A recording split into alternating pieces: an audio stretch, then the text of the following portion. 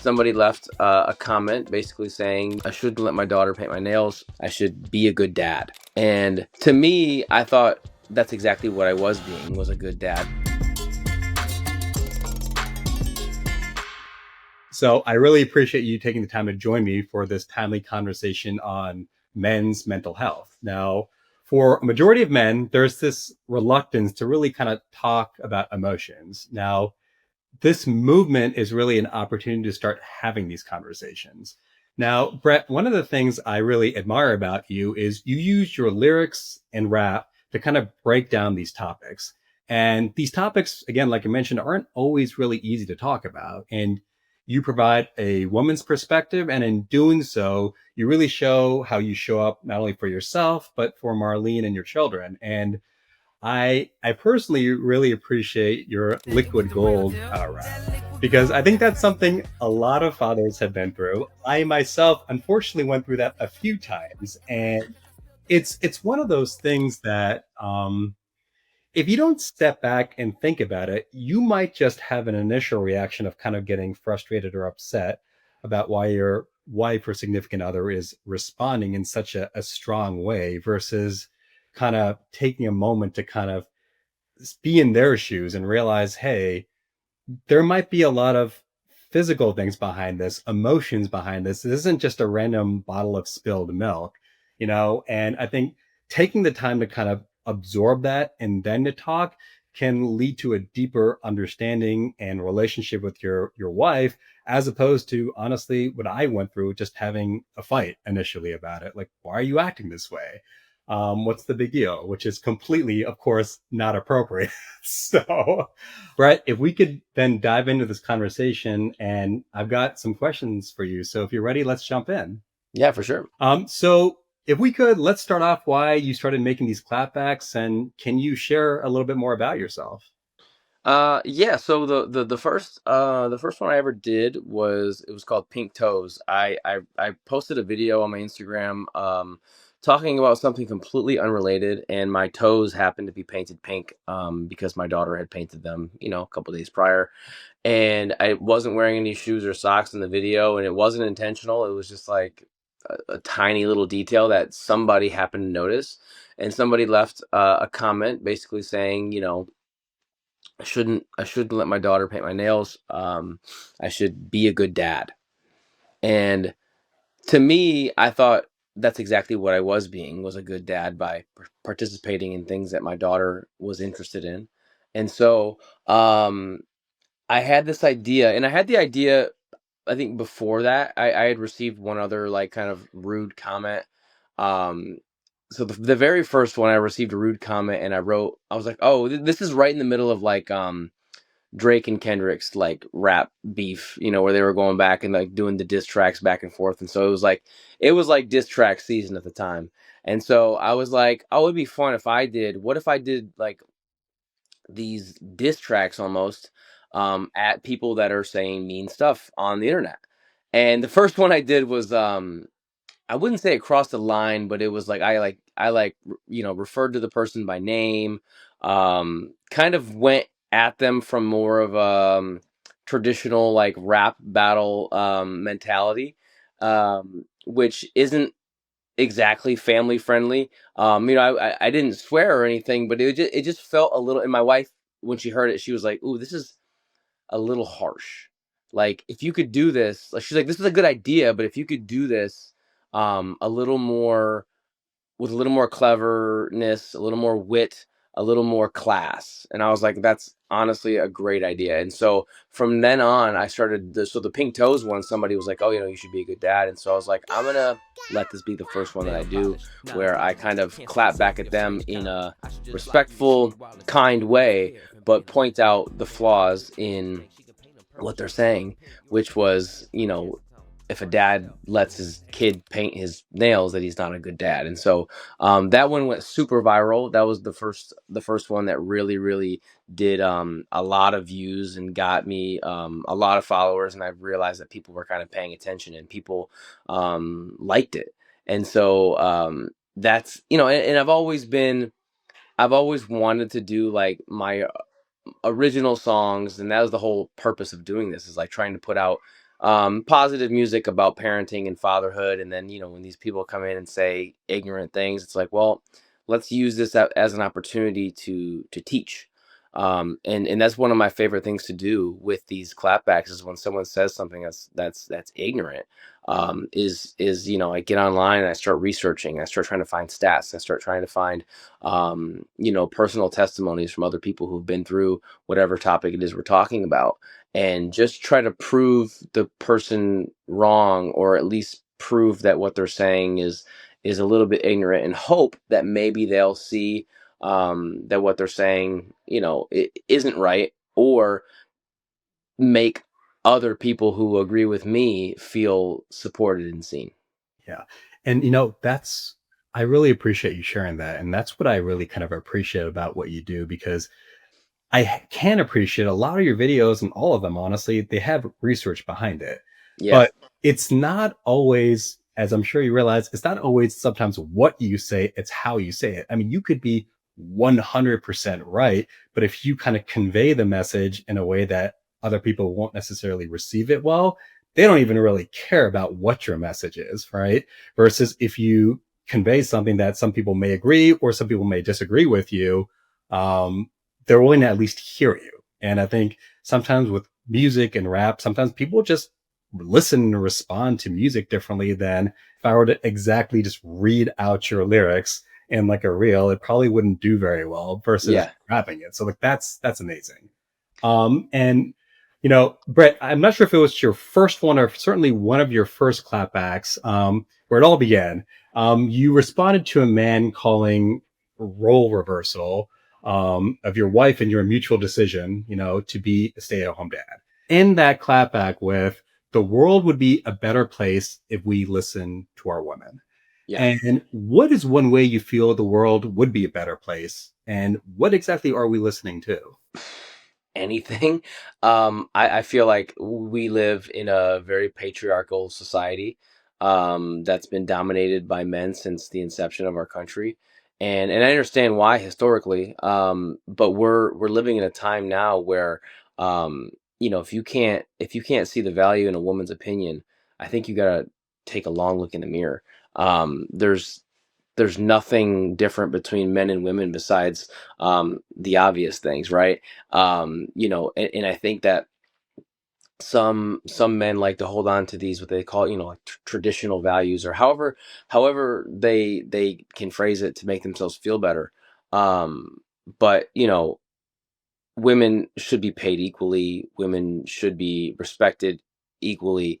um and I think a lot of times there's a subset in this country that just either has those feelings of, they kind of suppress women, whether it's intentional or unintentional. I think some of it might be like this, internalized patriarchy that a lot of us live with, that it's just sort of like always been that way, and so we just kind of like status quo and just kind of go along with our day, assuming like, well, our president will always be a man, and CEOs will always be men, and I think it's time that we listen to women in all aspects, especially when it comes to like government, and policies that have to do with women. Women aren't even at the table, being a part of those conversations.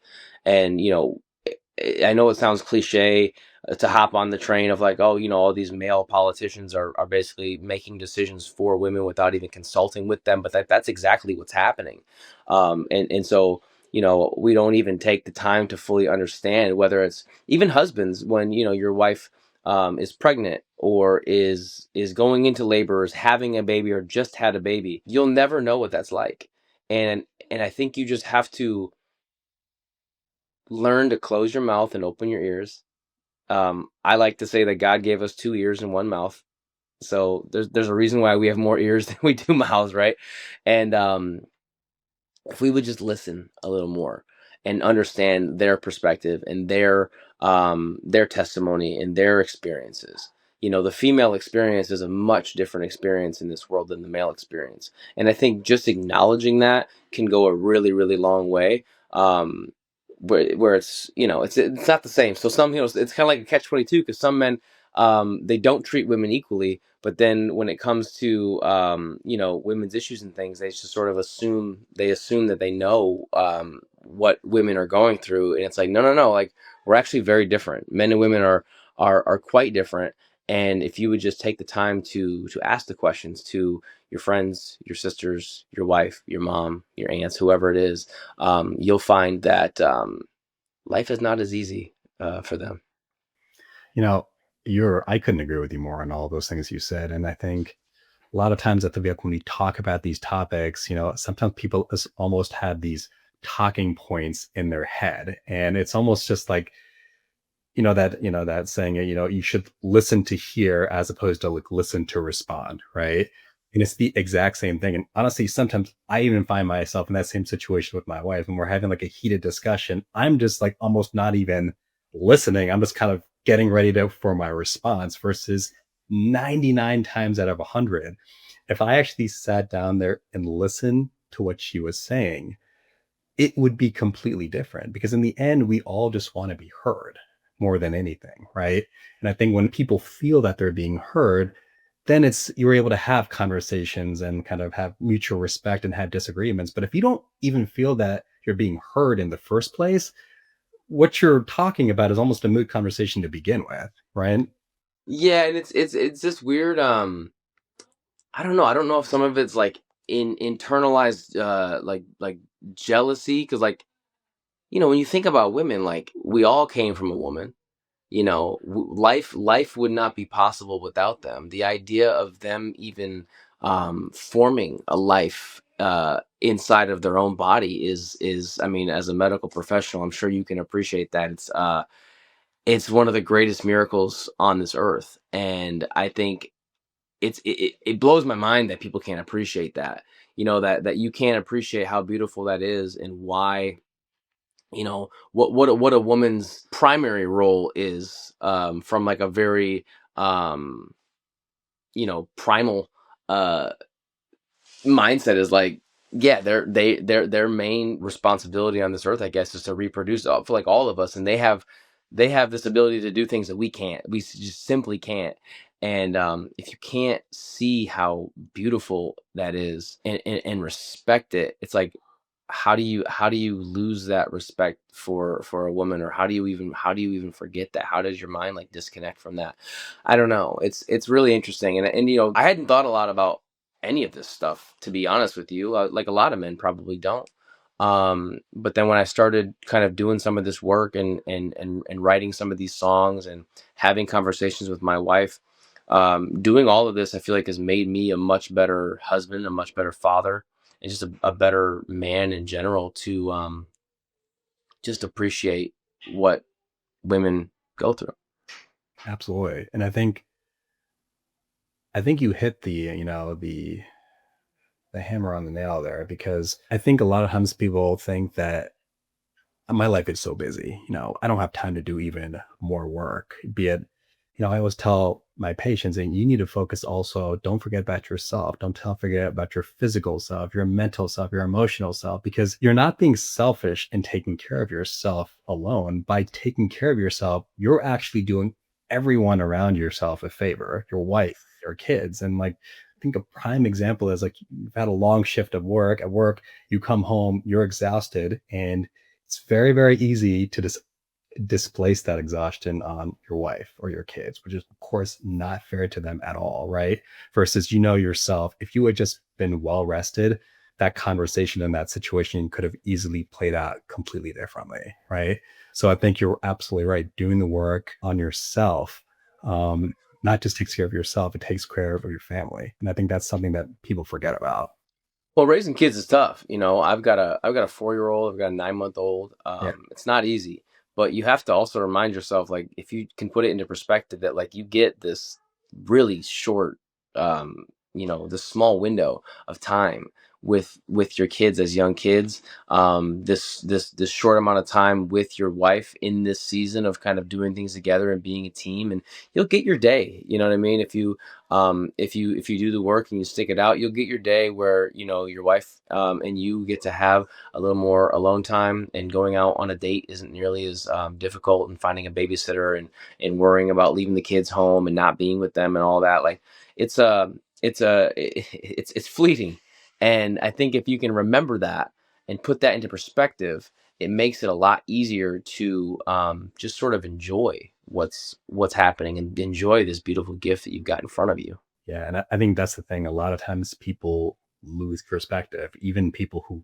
are saying the right words, sometimes it's difficult to live it, and because the truth is 50 years, down the line, you'll be looking back and you would pay any amount of money to be here in this moment, right? Yeah. But a lot of people, they're in the moment, but they're stressing about a whole lot of other things, right? So you're Yeah. absolutely right. Just living in the moment, because that time is so precious and it'll never come again. I always say, like, these are the good old days. Like, we'll look back on the good old days and it's like it's happening right now. Absolutely. So Yeah. instead of rushing through them, just take a second and just enjoy it. And I know it's hard. Diapers and the waking up in the middle of the night and all that. I mean, it's brutal. It's not easy, but there's a lot of beauty to it as well. Yeah. Absolutely. All right, Brent, I got another question for you. So, what is one belief you had about fatherhood that you've had to unlearn? I think vulnerability. I would say. I think I always had, and I think most of us who were born and raised in America specifically had this idea of what a man is and what a father should be. And I've had to unlearn some of that. For me, it was humbling, where my wife has a corporate job Mhm. and I am an artist. I am, work comes and goes, and it's like sometimes you've got great seasons, you've got slow times. And so when we had our daughter and my wife went back to work after maternity leave, I was the one that stayed home with my daughter for almost 2 years before she went to preschool. And that was at first it was humbling, because I felt like I wasn't doing what I thought a traditional father did. I Mhm. didn't really know many fathers who had done that before. My dad didn't. My dad worked full time, and most men in my family and most men that I had seen were had full time careers where they would go to work 9 to 5 every day. Mhm. And for me, that was the hardest part. But then once I accepted it, and I had a really good friend of mine tell me, because I was like, man, I really feel like I'm not doing anything in terms of like a career, because I'm an actor as well. And so I was like, I just want to be on a show. I just want to, be at work, and like earning an income consistently to make me feel like I am providing in that respect. And he kept telling me, he's like, man, just enjoy this season, man. He's like, Right. 'cause you're never gonna get it back. And now I do. I look back on those times, and when I look back on those 2 years that I got to spend with my daughter, where it Mhm. was just the two of us, it built this bond, and I talked to her about it now. She's 4, and I try to ask her, remind her. I'm like, do you remember when Daddy, when it was just me and you, and we were home all day together, and we go to the park and we did, and she just doesn't remember any of it, which is kind of heartbreaking, But I'll like show her pictures. I'm like, yeah, here's us at the park on the swings, and here's us when we used to do certain things every day at the house. I remember them, and I'll always remember them, and I'll always cherish them, and it's something that no one can ever take away from me. Yeah. And I'm so grateful that I got that time, because again, like I said, it built this really, really strong bond. Yeah. And just yeah, I look back on it and I'm like, man, that's really special. And that's why me and my daughter, I feel like, are so close, and I hope that we'll always have that bond. And I know it started then. Yeah. It's interesting because I think you touched on this earlier, because the patriarchy in our society, it's so ingrained, right? no matter how far we get, and for example, like in medicine now, I think more than 50% of the current graduates are women, are female. Hmm. Um, but still, when you get down to it, if you were to guess, the expectation is still that if there was one person working at home, it's the guy. Yeah. And it's you have the stay-at-home mom. And even like sometimes the phrase of stay-at-home dad, there's for some reason like a stigma attached to it. And which is absurd because I routinely tell like we're in that similar situation too, that I go to work and I always feel like in a sense it's so much easier to like just disconnect, go to your shift and come back, and I get a break from everything versus my wife's.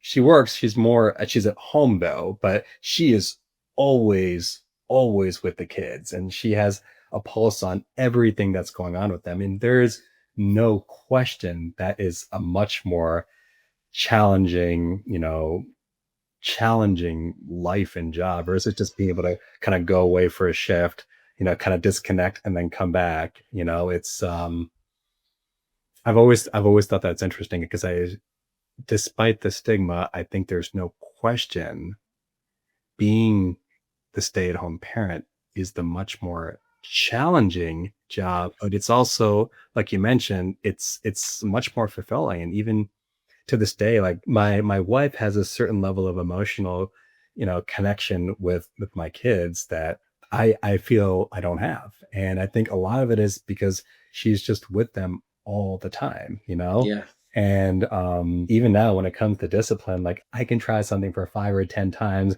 the kids are kind of like this, but when my wife says it one time, they listen. It's not because they're scared, it's like they have that connection, that Yeah. love and respect, and it's just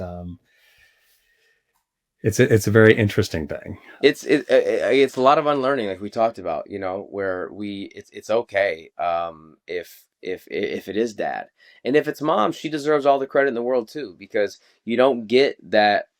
It is rewarding, but you don't. We've been so kind of programmed to base our worth, on a paycheck, or what are you bringing to the table? And I think some people still don't respect that enough, and they should, because or some, because like you said, when you go to work, like, you're not working for 8 or 12 hours straight. You know what I mean? Like, you can go, especially if you're in an office, you can go to the water cooler, have a conversation about your fantasy football team, go Right. grab lunch, go, hang out in the bathroom for 15 minutes. Like, you get uninterrupted, drive to work, listen to whatever music you want to listen to, Right. listen to whatever podcast you want to listen to.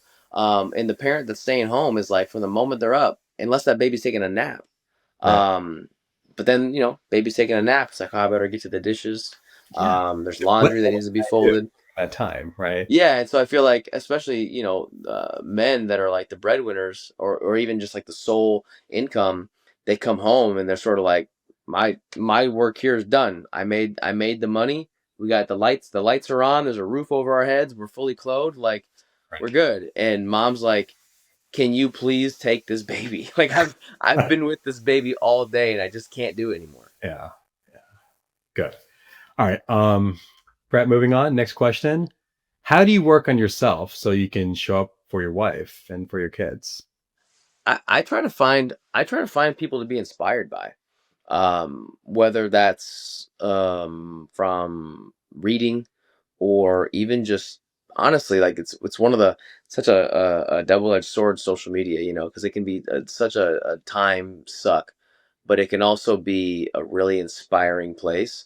And so, I've found a great community of, dads and moms who inspire me to be better, or I see, some hack that they've got, and I'm like, oh, I should try that, or I saw this guy the other day. He was working with his son. His son was probably 3, and he was working with him on hitting a baseball, and he had a microphone on, and he was talking to his kid, and you could hear everything really well. And he went up and got right in his on his son's level, got down on his knee, and he talked really slowly, and he talked really, with emphasis on everything. He was very articulate with his son.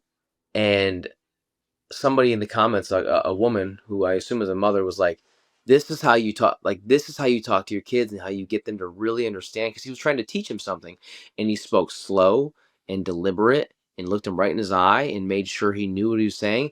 And the fact that that woman called it out and she was like, that's a great way to talk to your kid, that like that that stuck with me for some reason. I don't know why, but that woman's comment was like, oh yeah, she's right, that is a great way to talk to your young kids, is like get down on their level, slow down, and just really try to make sure they're hearing what you're saying. And so the past couple of days, I've been doing that. I've been with my daughter, especially. I get on her. You know, I've always kind of gotten down on her level because they need that. But I've been really intentional about um, speaking to her a little bit more slow, and just making sure she's really hearing what I'm saying, and making sure I'm really hearing what she's saying. Because they need that. You know what I mean? This is not a dictatorship. This is not a just, what I say goes. I saw this clip the other day, because there's also things that inspire me in the wrong way, or turn me off, and I'm like, I don't want to be that parent. I saw a clip of Andrew Tate with his kid, and he was just talking to his kid like he was a Rottweiler, like he was training him. Like it was very strange. Like he was a pit bull. Yes. And I was like, who speaks to their kid this way? And I was like, that is not, I will never be that dad. Yeah. No, I think that's big because in general, like having the right mentors or heroes, it's huge in life. And I think just always pursuing that goal of like lifelong learning. When I just kind of relatively recently got into like social media, but when my wife used to show me videos like years ago or even like, last year, sometimes I'm just kind of like, there's no way people are like this in real life. This is a show. It's for Instagram. Like, first of all, who would be even recording this in the first place, right? Yeah, So yeah, my yeah, my initial thing is just like, this is a show. This isn't real life. But in the end, we can still learn from shows, whether it's real or not. It's irrelevant because if it's an attribute or a characteristic that you'd want in real life, why not? Like one of my inspirations to be a doctor was a TV show. It was ER in the early 90s. I mean, none of George Clooney, Noah Weil, none of them are real physicians, right? But it inspired me to do what I do today, right? So there's nothing wrong in the worst case scenario to be inspired by actors, right? well, And some of I it, don't think it's all acting to begin with, but even if no. some of it is, Well, some of it has to be a little bit staged, because like how often do you catch lightning in a bottle, where you like the other parent happens to be recording and they catch a really authentic, genuine moment where right, like a really great parenting moment happens. Like, right. but the moments do happen. And then Absolutely. sometimes you're like, oh, this might be really helpful for people to see. Let's kind of recreate that. Right. And, and then of course they sell it as this, it just happened organically. And you just have to be smart enough to know that, yes, some of this stuff isn't, isn't real, and it may not be happening for the very first time, and it may not be happening organically, but maybe it did happen. And maybe it's more of just a reenactment. But as long as we're seeing it, it can still inspire. Yeah. Yeah. Absolutely. And moving on to the next question. What is one moment from husbandhood or fatherhood that you felt really challenged you? I think I think one of the most challenging things about being a parent, being a father, is putting. It can be challenging at times to put yourself second, to have a to-do list that's a mile long, and things that you want to get done, and things that deadlines that you have to meet, commitments that you've made, and just knowing that you, for the next however many hours until they go to sleep, I am not going to be able to get that thing done that I feel like is on the forefront of my mind. And I still struggle with that. I struggle with that all the time, because my daughter is 4, so she's in preschool, so she goes to school um now, and when she's off to school, I'm like, okay, I got my days back. Right. Amazing, I can get all this stuff done. And then we had our son, and now I'm like, we're right back in the thick of it, where he's up for most of the day, and they don't go to bed until 7:30 or so at night. And so it's like trying to work life balance, like everybody, just trying to figure it out, and hoping that every now and then you can get some relief. Maybe a mom or a mother-in-law comes over and holds the baby for a little bit, and they we're lucky, we're blessed. Like we've got parents that want to help, Right. and want to be involved. And so every now and then, you get that kind of you get that relief, and you're like, okay, great, I can finally go just knock this thing off my to-do list, and then come back to it, because I don't ever want to put work ahead of my family. And anytime I have, I feel so guilty about it. Right. You're like, oh, I got to get this thing done, and it's like I'm constantly checking in with myself and being like, do you really need to get this done, or do you want to get it done? Because, or can it wait? Is a great question that I'm asking myself a lot. So that's definitely been the biggest challenge, and I think a lot of parents probably feel that way. Is trying to figure out that work life balance.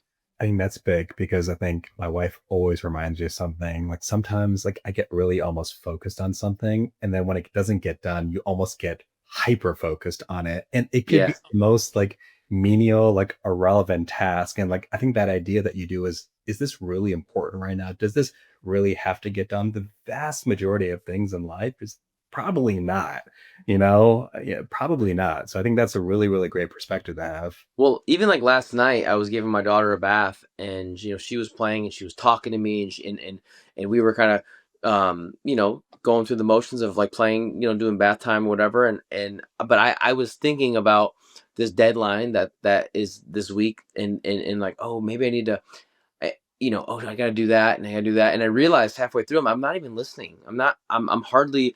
I'm focusing, sort of. I'm looking at her, she's talking to me, and I'm responding, but I'm not fully here. I'm thinking about other things while I'm having this conversation, and I'm just like, it can wait. It Yeah, can wait. absolutely. And I Just turn think it off. that idea of being present, like truly, truly present is a big thing. It's huge. It's not too long ago. We have twin girls. They just turned a little over two. Oh, Um, cool. and not too long ago, actually, no, it's been a while. It's been like around like 4 or 5 months. Like they were able to bring my wife's phone to her and my phone to me. And we were like, oh my gosh, initially, like they're so smart. But then we were you know, embarrassed. What does this really say if our twin girls were two? No, this is mama's phone and this is dada's phone, and ever since that, we really try to kind of keep the phone away from us as much as, humanly I possible. know it's hard. So, because again, you may not think of it, but from their perspective, this is their childhood. They just see you. If you're not engaging with them and you're on your phone or you're doing something else, that's all they see and that's all they know, right? And even in that moment, they're trying to do something to please you. Like, here you go, mama. Here you go, dada. And they're so happy and so excited. But oh gosh, that's probably Well, one of think about when you're out, if you're out to like lunch, let's say with a friend or even your wife, and the person you're out to lunch with is on their phone the whole time. You feel yeah, disrespected. You feel like, why am I here? You're not. And so like, treat them with that same respect. absolutely, absolutely. Okay. What is your greatest fear as a father? Missing something, not enforcing a belief system, or um not having a strong enough stance or opinion on something that really matters, Yeah, and them becoming adults, and then them trying to figure it out on their own, I guess. Like, I want to make sure, you're gonna miss things. You can't teach your kid everything, but I think my biggest fear is that I'm not going to prepare them well enough for life, on their own. yeah. I think Michelle Obama had a quote, and I don't know it exactly off the top of my head, but your number one goal in life raising kids is to be able to raise them to be able to live without you. Hmm. And that's just not to be able to take care of them and put food on their table, but that you've raised like physically and emotionally strong human beings, right? And like I feel like as parents, especially at this age where they're so, so malleable and like really how you treat them now can really set the trajectory for their entire life. There's always that fear of like, am I screwing up? Almost every day I go to bed, like I could have done something differently, or Hmm. I really didn't have to raise my voice on that. That was completely unnecessary. Like always scared you're going to screw something up. You know, Hmm. I think having people who are constantly like introspective and thinking, can I do better? I'm going to do better. I think life's a journey and no one is perfect, right? And I think at least if you have that mindset of trying to always be better and be present for your kids, I think in the end, everyone is better for it. I did a song early on when I first started doing this. It was called "Kiss My Kid," and Mm, because somebody was like, "Oh, you shouldn't kiss your kid on the lips," and I was like, yeah. I don't care. Like my if my kid is okay with it, I'm gonna do it. Yeah. And in the song, I said, I don't I don't yell at my kid, I don't hit my kid, but when I kiss my kid, you got a problem with it. And I stand behind that. But that was like 2 years ago, a year and a half ago, whatever. And I said in the song, I don't yell at my kid. And so now I've put that out there. I've basically said, here's what I stand for, here's who I am. I don't hit my kid, which I'll never hit my kid, and I don't yell at my kid. Obviously yelling at your kid, it's easier to let that slip up than any sort of physical. Um but like I said that out loud. And so now I'm like, okay, you talk the talk. You told everybody, oh, I'm this great dad. I don't hit my kid. I don't yell at my kid. So now, if you're gonna, and I think about that song and the fact that I said it publicly, and I'm like, okay, I don't yell at my kid, and there's no deviating from that. Mhm. And ever since that, I have not raised my voice, and thankfully my daughter is really well behaved. I don't have to, um, but I just made this commitment. I was like, I am not going to raise my voice. We're not going to be a house that yells. There are so many other ways to be more effective than raising your voice. I don't need her to be scared of me. I don't need her to fear me. I need her to respect us, and she does. But yelling at a 4-year-old, it's not gonna it's not gonna help, and it's certainly not gonna make me feel good at the end of the day. Yeah, and I actually did a video on this recently too, and just yelling at a person, especially a kid, it activates their like sympathetic, like fight or flight kind of response, right? So Yeah. if you're yelling, they're not really listening. I mean, they might be scared, but they're No, they're certainly not tense and they're learning. they're ready to they're ready to defend themselves if they have to, you know? Absolutely. Because that's what you do in the wild. If a person randomly yelled at you, you're not going to be like, oh, this is a great opportunity to learn. It's going to No, be like defenses up, I right? gotta run. Yeah, I gotta get out of here. Yeah. Absolutely. Now, along those lines, what does raising emotionally strong kids mean to you? I think that both my daughter and son need to know that, um, and we tell them all the time, it's okay to have feelings. It's okay to have emotions. It's okay to feel sad. It's okay to cry. They're and we try really hard to not discredit their feelings with, there might be something that we think is silly. Oh, you can't find your favorite toy car, and they're crying about it. I bet a lot of parents will say, "Don't cry, but stop crying. Don't cry about that. You don't need that. That's not worth crying over." But that's like what happens if like you lost some family heirloom, a piece of jewelry, or your wallet that had a bunch of cash in it or something. You know what I mean? Like you may not cry, but it's gonna really, really upset you, and it's gonna really affect you. And so to them, losing their favorite toy is equivalent to us losing some prized possession that we have that may have more monetary value, but to them, it's very, very important to them. And so we try not to tell them what they can and cannot have emotions about. If you want to, but we also say it's okay for you to have emotions, but it's not okay for you to be mean. So even like anger, right? If you want to feel angry, that's totally fine. If you want to be angry with us, Mhm. you can be angry with us, but don't you dare raise your voice at me. Yeah. And you're not going to yell at your brother. You're not going to yell at mom. You're not going to throw a temper tantrum. You're not going to throw toys. You're not going to do any of that stuff. But you're Right. allowed to be upset. You're allowed to be sad. And Yeah. just let them, because who are we to regulate somebody else's emotions? Like, do you want somebody to tell you, hey, don't be sad, don't be angry, don't be? It's like, no, let me feel how I'm gonna feel. Like my body's giving me, like this is my natural reaction to something. Now, if I'm acting inappropriate because of that emotion, sure, check me. Mhm. But that isn't that kind of what we're doing with them too? Is like we're kind of checking them, like, all right, you can be mad, but you can't throw toys. You know what I mean? Yeah. I mean, I think that's huge because I think, we kind of do the same thing, all feelings are okay. not all actions are okay, right? If Hmm. you want to get mad or upset, that's fine, but you can't go and like hit me or your mom or, your brother just because you're upset, right? And I Yeah. think, but we always say, have whatever feelings you want, but just try to communicate. And if you need time to yourself, that's fine, And we don't believe in, go upstairs and time out. We don't believe that, but we say, look, go up, take a few minutes to yourself. Whenever you are ready, come down. There's no Yeah. like go upstairs for 30 minutes, set the timer. Like, I don't believe in that. Like, when you're ready, come, and then we're going to have that conversation. And I think it's huge because you're right. You don't want to stifle kids, because if you keep stifling kids, I think that this translates into adulthood. And then, Yeah. a lot of adults, they build up feelings, and they don't like to talk about it. And maybe because they were never really raised that way. And at some Yeah. point, they explode, right? Hmm. Right. It's just like a pressure cooker versus just constantly having that dialogue and that communication. And you just kind of, you change the trajectory, right?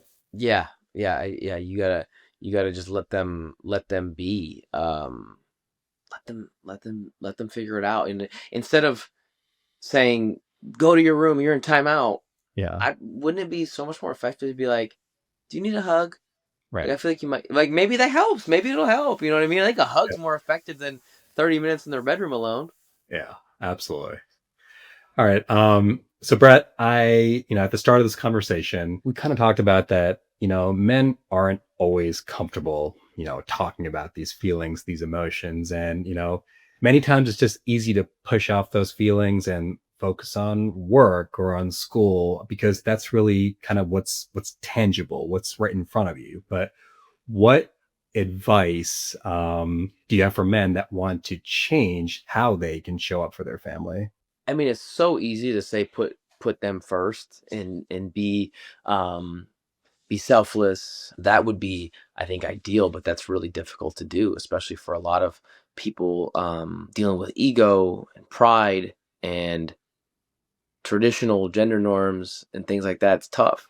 But I think the best advice I could give to men to be better parents and better husbands is what we talked about at the beginning of the conversation. It's like, just listen, you Yeah. know, try to understand.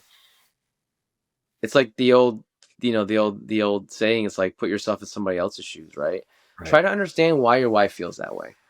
Right. Maybe you don't agree with it, or maybe you don't understand, but try to understand why your wife might be upset with you about that thing you did, or why your kids might feel the way they do, Yeah. and imagine being them.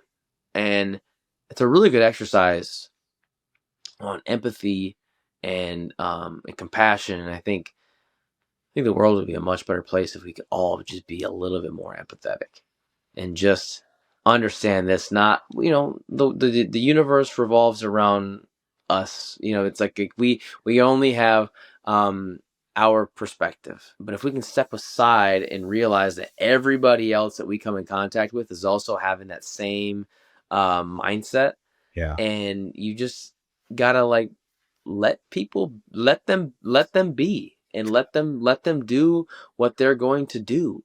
And if you can do that with your family and know that, like, yeah, they might be your family, that might be your wife, that might be your kids, but Mhm. they also are their own individual, Absolutely. and they're not yours.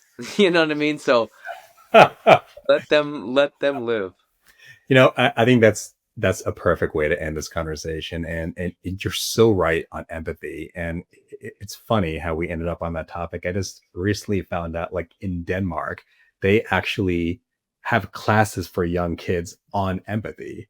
And it's such, because that's where you're kind of forming your basis and views on life when you're at that very early age. And interestingly enough, Denmark has one of the lowest bullying rates in the entire world. It's one of the Wow. countries with the lowest bullying rate. So that idea of empathy, I think people have it to some degree, or you don't have it. But I also do think, especially when you're young, it can be taught to some degree, and I think that's kind of where we really have to kind of come together to set that really good example for our kids, because it's the next generation. And, if our kids don't have empathy, they have to take care of us when we're old too, right? Exactly right. Yeah, you're gonna want some of the empathy. Absolutely. Absolutely. All right, Brett. Do you happen to have any questions for me that you wanted to ask? I mean, I guess I could ask you the same questions you asked me. Is I'm just curious, like, what do you find to be the most challenging thing about fatherhood?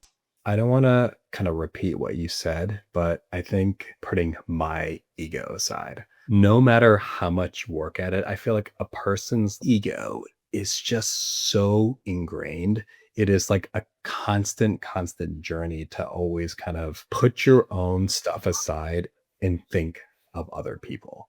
Like, always think of other people. And, I've heard this advice and it's so true. If you want to have loving family, loving marriage, like no matter what you're going through, always see, your child or your spouse might have just said something really, really unkind, let's just say, right? But you have to put that aside.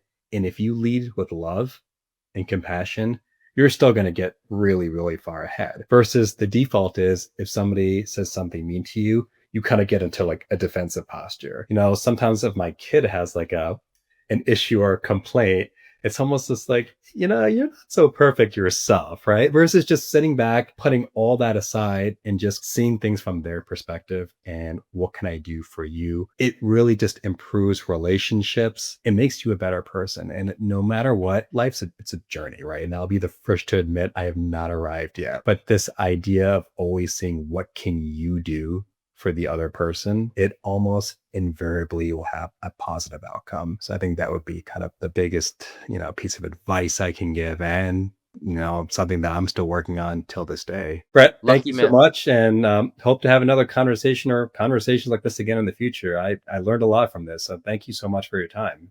I appreciate you having me on. Yeah, absolutely. Thanks for tuning into this video. There are many more conversations on men's mental health to come. So please like, share, and hit the notification bell for when the next video is going to drop.